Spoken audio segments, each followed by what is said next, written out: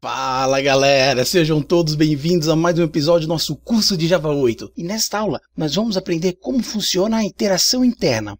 Um padrão estabelecido há anos pelos programadores Java é a respeito de como iterar uma coleção. Fato é que a todo momento nós precisamos iterar toda a lista para que assim nós consigamos extrair determinada informação que precisam ser checados entre os elementos que compreendem a nossa lista. Então, desde o surgimento das collections, a única forma que nós tínhamos para fazer iteração era a iteração externa, ou seja, nós utilizamos um looping para varrer todos os itens de uma lista e então conseguir processar uma informação ou então alterar o estado de um grupo. A versão 8 do Java traz um novo conceito de iteração interna. Agora, ao invés de nós utilizarmos um looping e então, quando nós estivermos sobre determinado item, nós então decidimos executar alguma operação, ao invés de trabalharmos desta forma, agora basta somente nós definirmos qual a condição ou então qual a operação que deve ser realizada sobre todos os itens de uma lista ou então sobre um determinado segmento da nossa lista, a biblioteca do Java irá se responsabilizar por passar por todos os itens da nossa lista e executar a operação que nós estamos passando como parâmetro. Nós temos um conceito de programação em relação a como fazer isso e o que fazer. Quando nós utilizamos a iteração externa, nós temos que nos preocupar com as duas sentenças, ou seja, nós temos que nos preocupar como fazer isso, como também nós temos que nos preocupar o que fazer. Agora, quando nós trabalharmos com a iteração interna, nós não precisamos mais nos preocupar com a expressão como fazer isso. Agora, o nosso único objetivo é o que fazer. Ou seja, como será feito, quem vai cuidar é a coleção do Java. O nosso objetivo é somente dizer o que deve ser feito em relação aos itens da nossa lista ou então em relação a uma parte dos itens da nossa lista. Nós poderíamos dizer que a iteração interna é a terceira geração de iteradores aqui do Java. Ou seja, inicialmente nós tínhamos a forma tradicional de trabalhar. Nós criávamos uma lista e então nós fazíamos um looping e percorríamos todos os itens da nossa lista, realizando uma determinada tarefa sobre cada item da nossa lista. Nós temos que a nossa instrução for representa a nossa sentença como fazer. Quanto que a nossa instrução está imprimindo os itens na tela é a instrução sobre o que fazer. Com a versão 5 do Java, nós tivemos uma evolução na forma de como iterar os itens da nossa coleção. A segunda geração dos nossos iteradores aqui no Java trouxe uma forma para nós percorrermos todos os itens de uma lista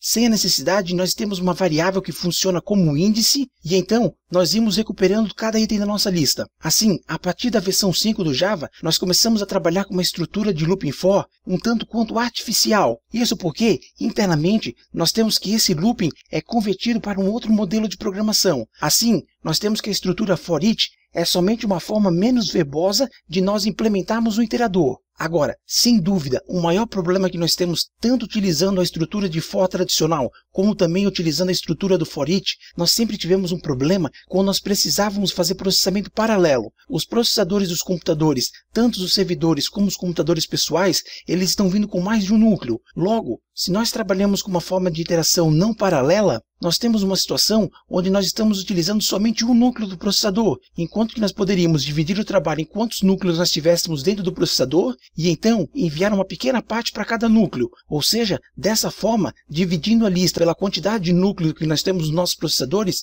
nós temos um ganho de performance baseado na quantidade de núcleos que contém o processador aonde o nosso programa está sendo executado. Porém, dividir o trabalho em partes iguais e enviar cada parte para um núcleo do nosso processador é uma tarefa bastante custosa e que muitas vezes acaba não sendo bem implementado, o que acaba por ocasionar uma quantidade sem fim de problemas. Assim, nós temos que na versão 8 do Java, a biblioteca nativa foi implementada para realizar o trabalho paralelamente. Assim, nós temos que toda a complexidade envolvida em realizar o trabalho paralelo está encapsulada na biblioteca do Java. Logo, nós não precisamos mais nos preocupar sobre como fazer. Agora, nós temos uma situação onde nós podemos realmente nos preocupar sobre o que fazer e não mais sobre como fazer e o que fazer. Assim, nós temos que uma parte do problema foi encapsulado pela biblioteca nativa do Java. Então, nós temos que a função for each, que foi implementada a collection, tem a responsabilidade de fazer todo o trabalho de iteração. Então, agora nós só precisamos passar como parâmetro o que deve ser feito, que a função for each se responsabilizará em passar por todos os itens da nossa lista e executar o bloco de instrução que nós passamos como parâmetro.